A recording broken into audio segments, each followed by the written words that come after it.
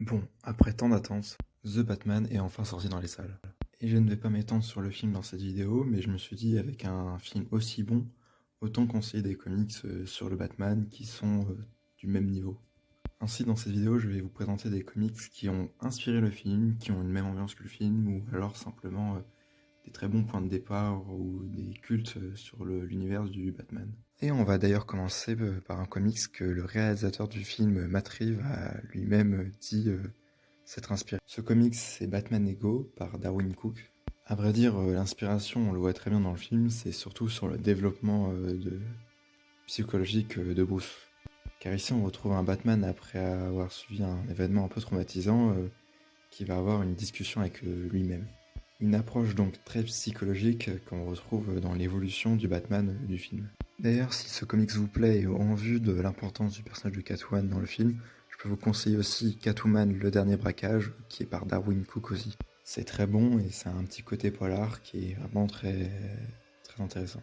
Et dans cette ambiance polar et en continuité avec un Batman plutôt débutant dans le film, je peux vous conseiller Batman Année 1. Ça raconte tout simplement la première année de Batman en tant que super-héros et les débuts de James Gordon dans la police de Gotham. On assiste donc à une lutte contre la pègre de Gotham, et contre les flics corrompus, et on assiste aussi au début de Catwoman. C'est une histoire culte retraçant les origines de Batman par Frank Miller. Mais vous pouvez aussi lire une revisite des origines plus récentes avec Batman Terre 1 par Geoff Johns et Gary Frank, et je pense personnellement que ça a pas mal inspiré le film. On a donc ici une revisite de l'univers de Batman qui peut ressembler sur certains aspects à justement le film. On retrouve d'ailleurs dans les deux premiers tomes le pingouin et le sphinx qu'on retrouve dans le film. Cependant, le meilleur comics Batman qui a cette ambiance polar et qui a d'ailleurs inspiré aussi ceux de Nolan et de Matt Reeves sûrement, c'est Batman Un long Halloween et sa suite Une amère victoire. On suit ici une enquête suite à des meurtres qui ont lieu à chaque jour de fête. Et c'est vraiment très bon, même s'il faut accrocher au style de Tim Sale, mais c'est vraiment un incontournable. D'ailleurs, si vous aimez ces deux comics, je peux vous conseiller aussi Catwoman à Rome, qui est dans la même continuité par les mêmes auteurs. Ensuite, on va avoir un peu moins ce côté polar, mais plus enquête avec Batman Silence, qui est lui surtout un excellent comics pour débuter et découvrir le Batverse. Car on retrouve ici un Batman qui va enquêter sur un étrange adversaire et au passage a du coup croisé différents méchants de l'univers de Batman.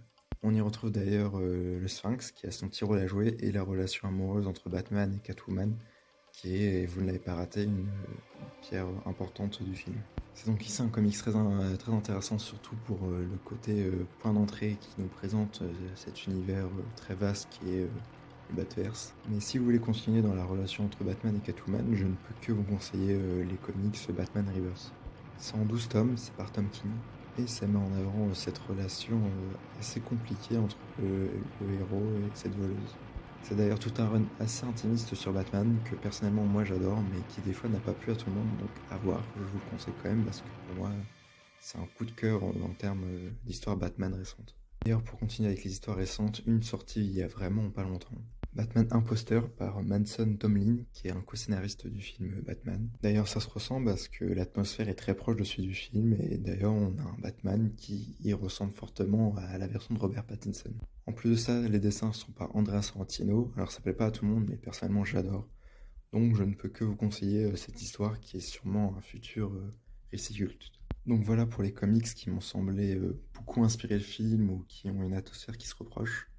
Mais je vais maintenant vous conseiller des comics cultes ou juste des bons points d'entrée qui n'ont peut-être pas forcément de lien avec le film. Avec pour commencer vraiment un immanquable The Dark Knight Returns. C'est par Frank Miller et on y retrouve ici un Batman retraité et vieillissant qui décide de remettre le masque. C'est vraiment très bon, c'est peut-être pas le premier comics que je conseillerais, mais c'est un immanquable qu'il faut lire un jour. Il a d'ailleurs deux suites, The Dark Knight Strike Again qui est pas vraiment bon, et un troisième qui est lui plutôt bon et pas vraiment au niveau de ce récit culte qui est The Dark Knight Returns. Il y a aussi le Golden Child qui est bien mais vraiment passable. Cependant beaucoup moins passable et qui est malheureusement très oublié, Batman Arkham Asylum. C'est une véritable pépite autant scénaristiquement que graphiquement et je ne peux que vous conseiller, je ne vous en dis pas plus sur l'histoire, vraiment en saisie. D'ailleurs un autre comics qui m'a vraiment marqué et que beaucoup de gens oublient on dirait, c'est Batman écrit dans la nuit, qui parle de la violence faite sur les enfants, et c'est vraiment une histoire poignante que je conseille si vous arrivez à le trouver. Il y a aussi Killing Joke, qui est le meilleur comics qui parle de la relation entre Batman et Joker, et qui est aussi un bon point d'entrée, une histoire courte, c'est pas trop compliqué, c'est vraiment un culte d'Alan Moore sur Batman et le Joker. D'ailleurs, niveau Joker, je vous conseille le Joker de Azzarello et Libermero, qui est vraiment très bon, avec une ambiance très film noir. Et par les mêmes auteurs, Batman Noël, qui est une revisite d'un conte de Noël et qui est vraiment très bon aussi. Ensuite, on va retourner dans les récits un peu plus récents avec par exemple Batman White Knight par Sean Murphy, et on retrouve ici un Joker qui est soigné et un Batman qui est jugé comme trop violent. Les rôles sont donc inversés, c'est très intéressant et je vous conseille du coup sa suite aussi Curse of the White Knight et Harley Quinn, Batman White Knight, qui est aussi très bon. Bien sûr, ça revisite très librement ce Batverse, mais ça reste très intéressant à lire et c'est un des récits cultes très récents. Je peux aussi vous conseiller le run de Snyder, qui est vraiment très bon au début avec l'introduction de la cour des égouts et le deuil de la famille, qui est vraiment aussi excellent. Les dessins de Greg Capullo sont très bons aussi, même si je trouve qu'au final le run vers la fin part un peu plus en couille. Ça reste cependant un excellent point d'entrée pour le perso et vraiment les premières histoires sont vraiment, elles, très bonnes. Il y a aussi Batman et Robin qui met en scène ici le duo Batman et Robin avec cette fois Damian Wayne qui est du coup le fils de Batman et qui est un Robin assez tête brûlée. C'est donc un récit très touchant entre cette relation père-fils et avec un bouleversement au milieu de ce run et vraiment je vous le conseille, c'est excellent. Et il y a bien sûr la série principale Batman actuelle par Jen Steinfort et George Jiménez qui commence avec les 3 tomes de Joker War et qui continue dans Batman Infinite dont le tome 1 vient de sortir et qui met en scène cette fois l'épouvantail. C'est certes écrit d'une manière un peu plus blockbuster avec plus d'action et moins d'enquête, mais on retrouve ici un Batman qui a perdu sa richesse et qui doit trouver d'autres solutions, qui est aussi vu comme un bandit. Et c'est vraiment assez bon. Et pour finir, il y a aussi l'opération urbaine de cet été qui sort en juin, qui se centre sur les récits cultes de Batman, dont certains que j'ai cités ici précédemment. C'est donc ici des récits à petit prix et qui ne sont pas arrêtés. Enfin voilà, c'est mes conseils pour ceux qui sont intéressés pour lire du Batman après avoir vu le film ou avant, à vous de voir. Enfin, j'espère que cette vidéo vous a plu. On se retrouve pour une prochaine, j'espère dans bientôt.